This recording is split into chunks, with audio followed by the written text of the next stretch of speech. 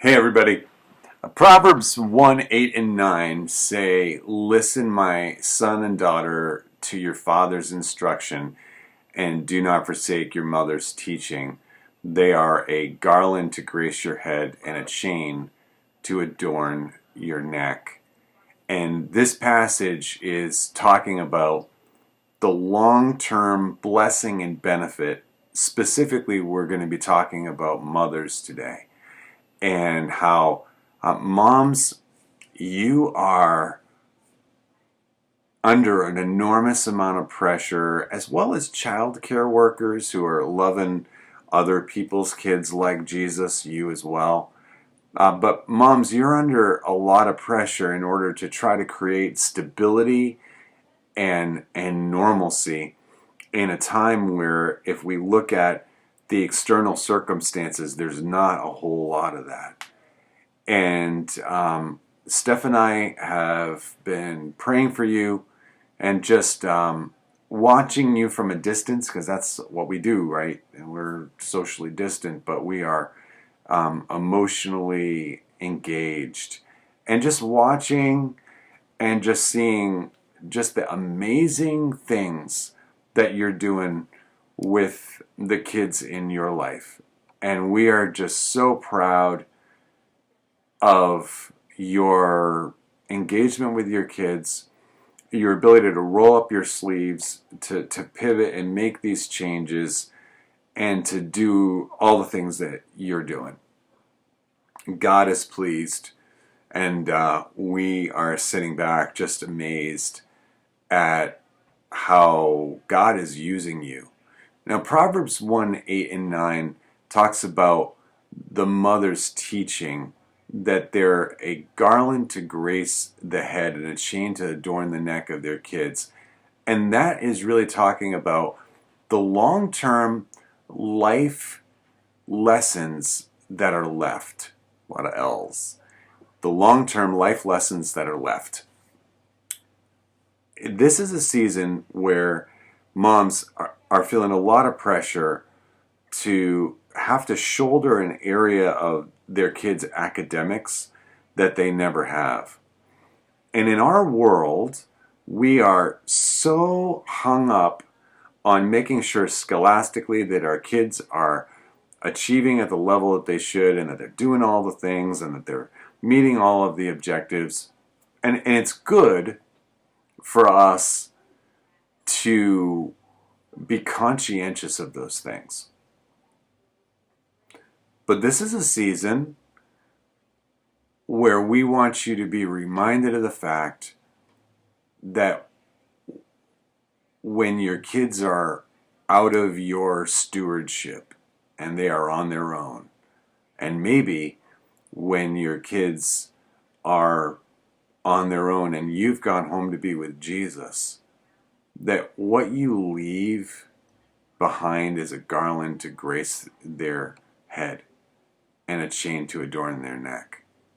And some of the tyranny of the urgent can almost seem like those things are more important, but they're not. And so if you're feeling like that the kids are going crazy, and you feel like that school's not happening, it is okay. One, it's okay not to be okay. This is a season where there have been an enormous amount of changes, and both you and your kids, or the kids that you are watching, are dealing with so many changes, and in some cases actual loss. And to not recognize that is just it's borderline dishonoring. The other thing is that it's also not only not okay, but it's not biblical to be perfect in this season. The only person who's perfect is God. We strive for excellence, and we fall at perfection. Excellence is something that we are able to give to God as a gift, Perfection is something that we receive for ourselves so that we can receive glory. Every time that I try to do things perfectly, I ask God to take a back seat so that I can be God. We don't think of it like that. We don't really see it that way, but that's ultimately what it is. And so perfection is a trap, and it's a trap that the enemy will use for us to experience failure and then allow the enemy to accuse us of all the different ways that we failed. Maybe you've done really well, and if you have, then social distant high five. Maybe it's been a really tough time, and it's been a real struggle, or it's been somewhere in between. Either way, God is pleased with you.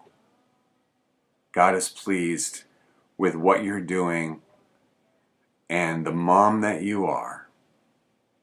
And the other thing that moms and childcare workers who are loving other kids like Jesus, it's good to be reminded of the fact that we need Jesus in order to do these things really well, or you do.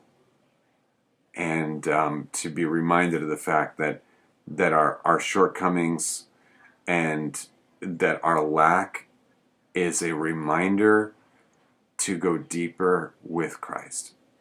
And so if you've had some failings, God doesn't hold that against you, because God is more interested in your future than your past.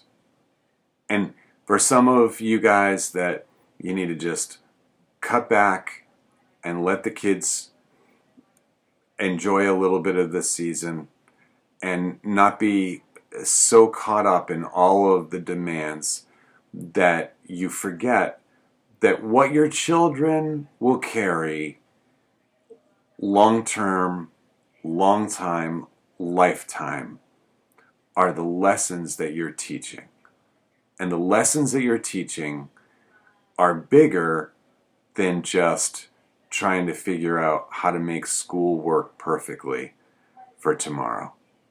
And so we just want to encourage you. You're doing a great job. We're praying for you. Stephanie and I aren't supposed to do this, but God will honor it, that we had encouraged everybody to be fasting. We've picked Thursday, our lunchtime, and we are standing in prayer for you, for moms, and for childcare workers, that you would be able to have excellence in what you do and experience the Father's pleasure and blessing as you do it. And so may you experience that today.